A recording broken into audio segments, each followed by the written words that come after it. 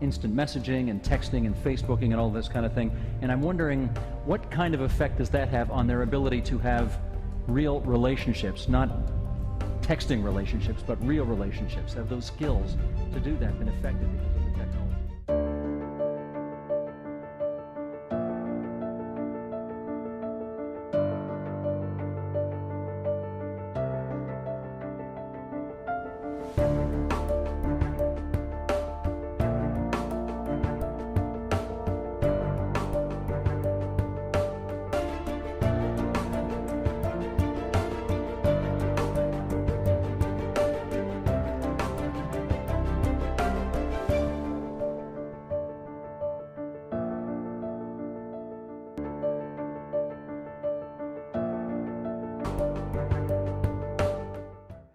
Dalawa po sa ating mga lawmakers ay napaunlakan din tayo dito sa CyberChat upang pakinggan ang ating mga mungkahi at kung paano ito maaaring maging bahagi sa pagbuo ng isang komprehensibong batas on anti-cyberbullying at makatulong din po kung paano mas mapapaigting ang pagpapatupad ng mga programa on child protection online.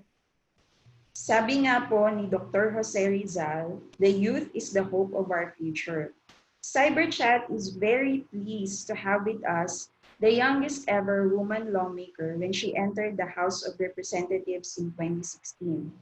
She is the principal author of the comprehensive Free Public Higher Education Bill filed in Congress in 2017, now the Free College Education Law being enjoyed by the youth. Very recently, she was named as one of the 5 outstanding young politicians of the world by the One Young World. It's a global youth leadership community. A cum laude graduate with a degree in Bachelor of Science in Hotel, Restaurant, and Institution Management from the University of the Philippines, Diliman, our Kabataan Party List Representative. Sasamahan po tayo today ni Congresswoman Sara Jane Elago. Isang malaya at pinagpalang araw, Rep. Sara. Thank you, Jen. Hello, Kat. Maraming salamat sa CyberGuardians Philippines, isang makabayan na pagbati sa lahat ng mga taga-subaybay sa CyberChat. Finally, makakasama din po natin sa CyberChat. She is currently the chairperson of the House Committee on Women and Gender Equality and vice chairperson of the House Committees on Welfare of Children and Natural Resources. We would also like to note that 3 out of the 20 bills she principally authored are now approved on third and final reading by the House of Representatives. These are defining electronic violence against women and children, creating the Department of Filipinos Overseas and Foreign Employment, and institutionalizing volunteerism as a strategy for national development and declaring December of every year as National Volunteer Month. She also graduated from the University of the Philippines, Diliman, with a bachelor's degree in psychology. She earned her master's degree in sociology degree from the Indiana University of Pennsylvania from Bukidnon, Paglaom Party. Congresswoman Maria Lourdes Acosta Alba. A pleasant day to you, Congresswoman. Hello, good afternoon, and our CyberChat hosts and guests, including my dear colleague, Kong Sara. Thank you for your invitation to join you here in your episode of CyberChat. I am really learning a lot. From what we have heard earlier, based on our guests' identified gaps and challenges in addressing the problems of cyberbullying and other forms of cyber threats, what are your thoughts about these issues and challenges, Congresswoman Alba? As I said earlier, I'm really learning a lot. I see this as a learning session and a good briefing, especially for policymakers like us. So you've highlighted, your discussants have highlighted certain gaps and issues. And I have certainly taken note of this, and this will definitely inform and guide our legislative efforts in terms of revisiting related laws and amending and strengthening current laws related to cybercrime, especially cyberbullying.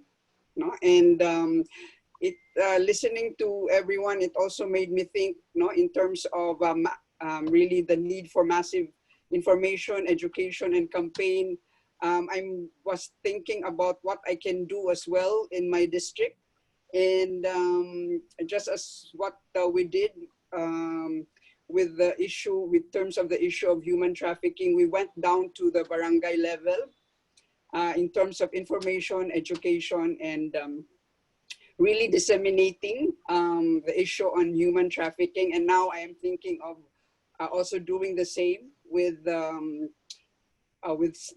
issue on cyberbullying, not to really engage our barangay capitans, our barangay health, barangay volunteers, and even down to the purok, because now we are organizing and mobilizing our purok leaders and officers. So we would like to also include the issue of cyberbullying, sa grassroots education, and really use our existing network and organization of barangay leaders and as well as purok leaders.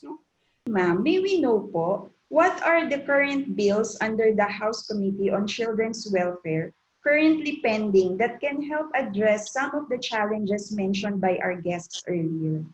As far as I can remember, there are two bills that actually have not been heard. House resolution that was just passed 2 weeks ago by our chair of the Committee on the Welfare of Children, Chair Congresswoman Yeda Romualdez. She filed a House resolution to conduct an inquiry on the rising incidence of OSEC. And we have another bill that has been filed with the Committee on the Welfare of Children. That's HB 2203, an act prohibiting the spread of online viral challenge that is detrimental to the moral, mental, and physical development of children. That's, I think, the closest that we can get to in terms of addressing cyberbullying. And there's another related bill that has not been heard. I should urge our chair to really hear these bills. HB 2517, an act requiring internet service providers to create and maintain a child-friendly internet package for subscription of parents or guardians, free Wi-Fi providers, computer rental shops, and other subscribers, and providing penalties for violation thereof. We can see now that maybe Kong Sara and I can also file a comprehensive law on cyberbullying, which is really absent. Punta naman tayo kay Congresswoman Elago. What are your thoughts po? Maraming salamat muli, CyberGuardians Philippines, for having this youth representation here. Nais ko rin munang batiin si Chairperson Malu sa kanyang mga insights para pagbutihin ang proteksyon ng mga bata online. Likewise, I have learned from the inputs and recommendations of our speakers that we have already accomplished so much, but more needs to be done to end cyberbullying and shut down online sexual abuse and exploitation and all other cyber threats and attacks.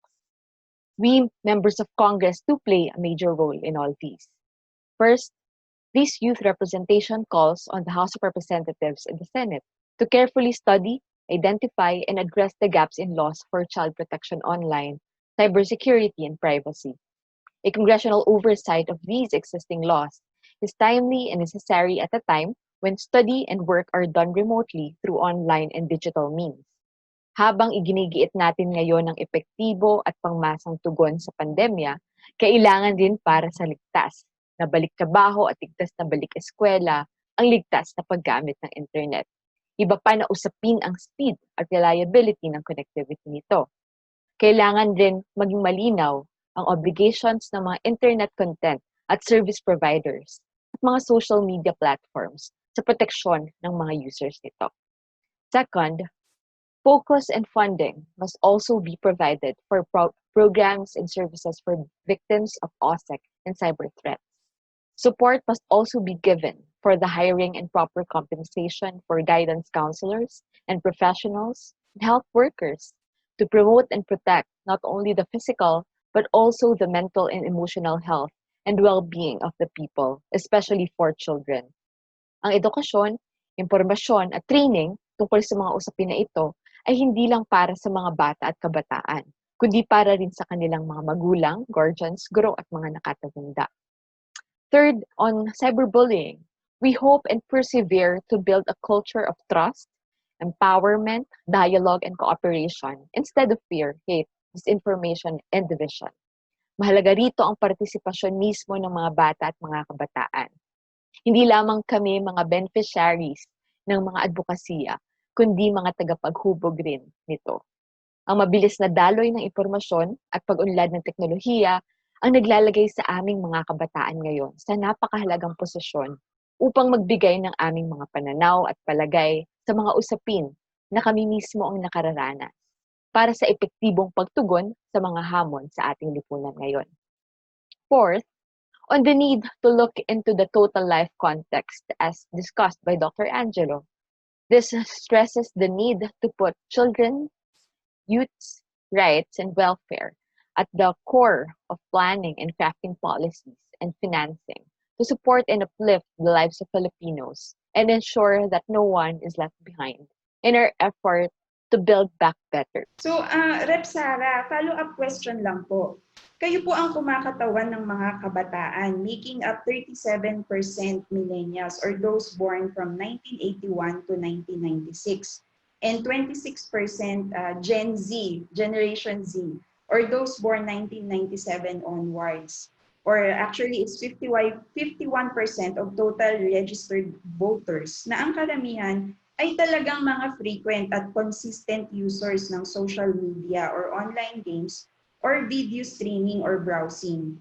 Ang social media ay talaga namang malaking influence sa kanilang kultura, behavior at value system.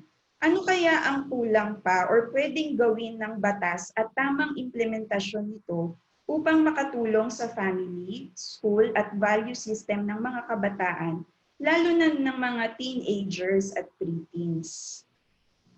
Sa mga kulang o dapat isabatas, unang-una, sa tingin ko, kailangan talagang pag-aralan ang buong sitwasyon ng paggamit ng social media at internet dahil nangunguna dyan ang Pilipino sa buong mundo. Higit 10 oras on the average ang ginugugol ng mga Pilipino sa internet kada araw. Ginagamit ito sa komunikasyon, gayon din sa news, entertainment, pati na sa trabaho at negosyo. At kaakibat nito ang karapatan sa impormasyon.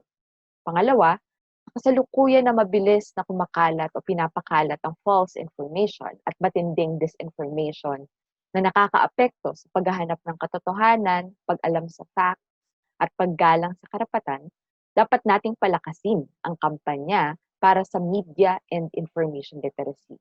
This representation filed a bill mandating an age and development-appropriate media and information literacy classes and seminars for schools, workplaces, and communities. Mahalaga na nalalaman natin kung paano susuriin ang ating mga nababasa, napapanood, napapakinggan sa dami ng mga media platforms na available ngayon. Pangatlo, dahil nasa kalahati ng mga botante ang mga millennials at Gen Z, at ang laki nito ay kayang magpanalo ng mga susunod na opisyal. Ganun na lang rin ang tungkulin namin na patuloy na mag-aral sa kalagayan ng sambayanan. Magkampanya para sa voters registration, voters education, at para sa malinis na halalan. Kailangan din panagutin ang mga arkitekto ng disinformation at huwag hayaang gamitin ang social media sa pagpapakalat ng maling impormasyon dahil napakahalaga ng nalalaman ng bawat isa sa atin sa pagkakatuparan ng karapatan sa pagboto at paglahok sa eleksyon. Pang-apat, bilang isa sa mga prinsipal na nag-akda ng Free Public Internet Access Law, kailangan ng pagbabantay sa implementasyon nito lalo na sa pagpapatupad ng Child Online Safeguarding Policy na minandato sa loob ng batas na ito. Habang tinataguyod natin ang karapatan ng mga bata at ng bawat isa sa atin, Thank you for sharing your insights, Rep. Elago. And thank you also to Chair Malu Acosta Alba. Si Ace, having been involved in crafting so many studies, training programs, and researches on child protection focused on online sexual exploitation and cyberbullying, can you cite some observations of gaps that may possibly be addressed through creation of laws or improvement in the current laws and policies that we have? Sir Ace? Thanks, Attorney Kat. Good afternoon po, Congressperson Malu, Congressperson Sara, our allies in child protection in the House of Representatives. Mabuhay po kayong dalawa.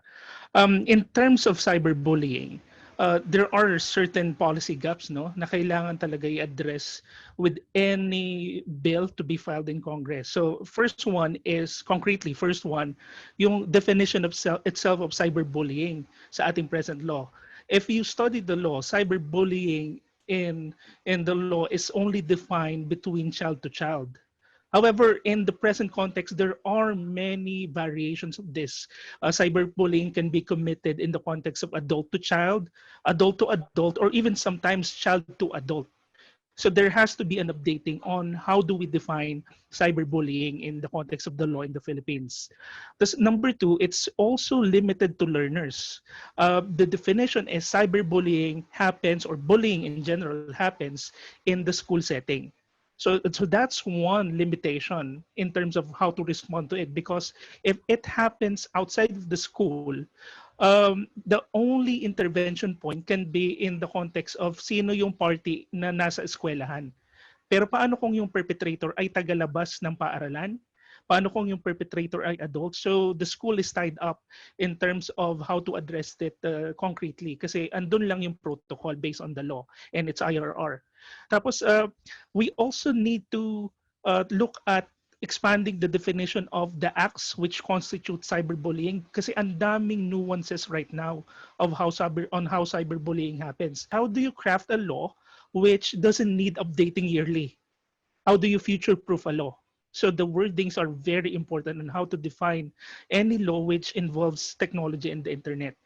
The present response protocols elaborated for schools is limited when the threat is cyberbullying, because the protocols elaborated in the law and the IRR are really feasible if it's offline bullying.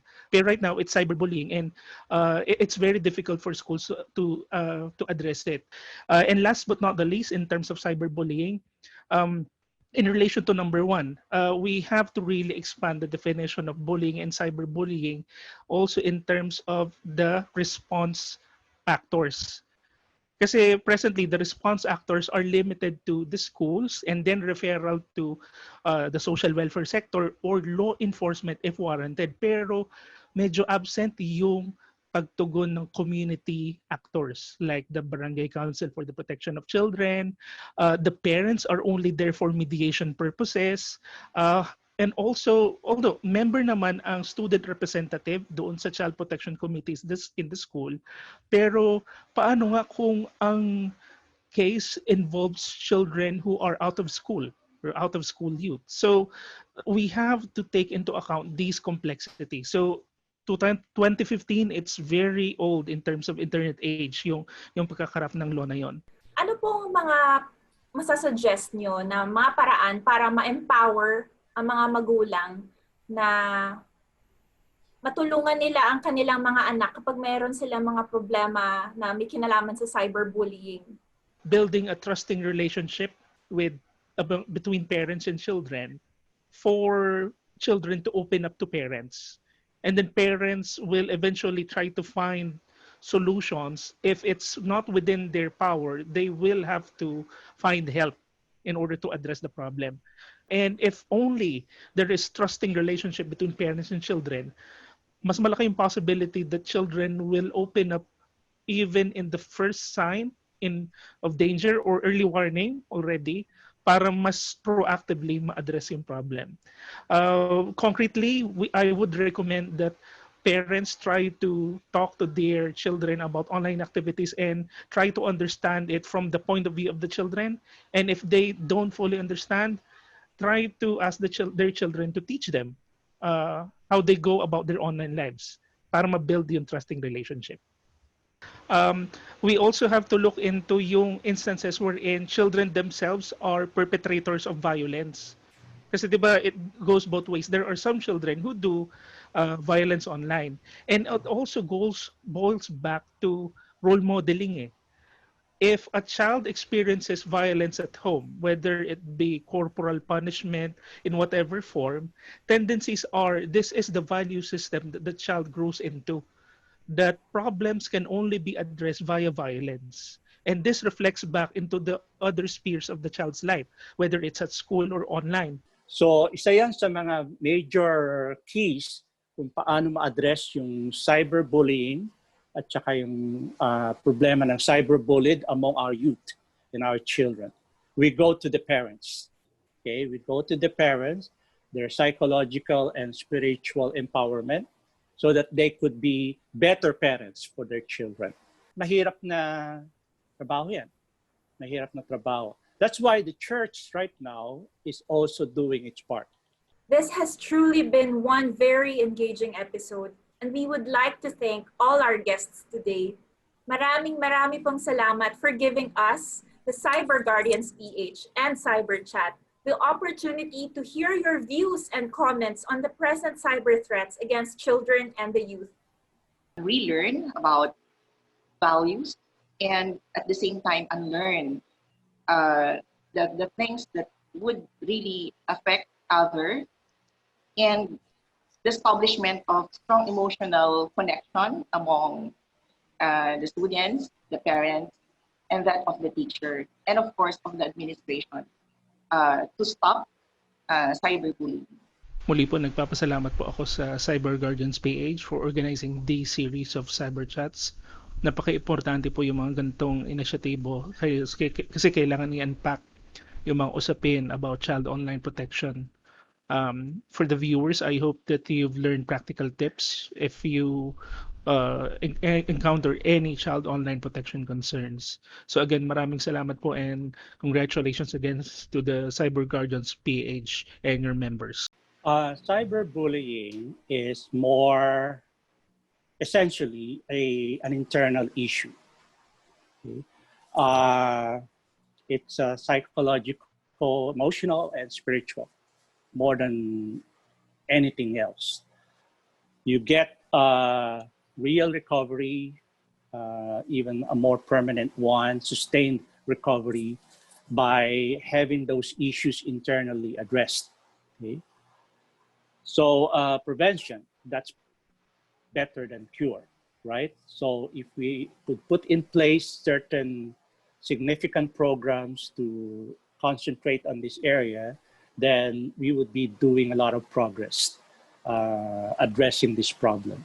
Prevention, and then of course the cure part, it also involves a lot of internal curative component, okay? So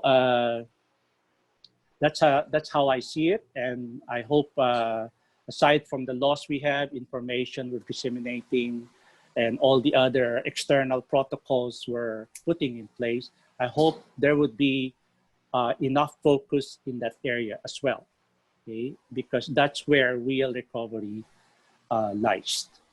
Thank you. In behalf of the Philippine National Police Women and Children Protection Center, led by our very own Police Brigadier General Alessandro C. Abella, I would like to extend our gratitude to the entire team of CyberChat for inviting us here again. And I hope na yung mga na-share ko ng mga answers sa mga questions ay nakatulong dun sa mga nagtatanong. And rest assured that the Women and Children Protection Center are always here to cater concerns involving online child sexual abuse and exploitation of children. Thank you. Bilang mga pag-asa ng bayan, kaisa po ang mga kabataan ng CyberGuardians Philippines at lahat ng mga nagsusulong ng advokasya laban sa cyberbullying at pagwawakas ng online sexual exploitation at iba pang cyber attacks. Walang lugar ang mga cyber attacks sa ating lipunan. Kaakibat ng pagtingin sa mga batas, kailangan nating alamin at tugunan ang mga ugat na dahilan kung bakit nagkakaroon ng ganitong diskriminasyon, pagsasamantala at inhustisya sa ating bayan. Palakasin natin ang sistema ng katarungan, pananagutan at mabuting pamamahala sa ating bayan para sa mas magandang kinabukasan. Muli, nagpapasalamat kami sa buong CyberChat team. Napakarami po naming natutunan at maibabahagi pa sa aming mga kapwa kabataan mula sa talakayan na ito. Asahan niyo po ang mas mahigpit nating pagtutulungan. Mabuhay po kayo. Thank you, Attorney Ka, and to the CyberGuardians Philippines and CyberChat for this opportunity to engage with you guys, mga advocates of to prevent cyberbullying. It has been a very fruitful and instructive afternoon session among us, and we look forward to engaging with you more as we start our journey of developing a comprehensive law on cyberbullying, which is much needed. No, all the more na highlight talaga sa forum natin this afternoon, ang need to really update our approach, policies, and laws in order to address this problem of cyberbullying, which our forum today, of which the magnitude and gravity of such a problem was really highlighted in our forum this afternoon. So as parents, students, teachers, and communities, government officials, advocates, let us all unite and take steps that will really help prevent cyberbullying and create a healthy, safe online environment in which everybody can really grow positively, as I said earlier, I look forward to engaging more with CyberGuardians PH, and CyberChat to be a guest again, maybe. Thank you, everyone, and see you more. Be safe, and God bless us all. Huwag po kayong aalis. Magbabalik pa po ang CyberChat.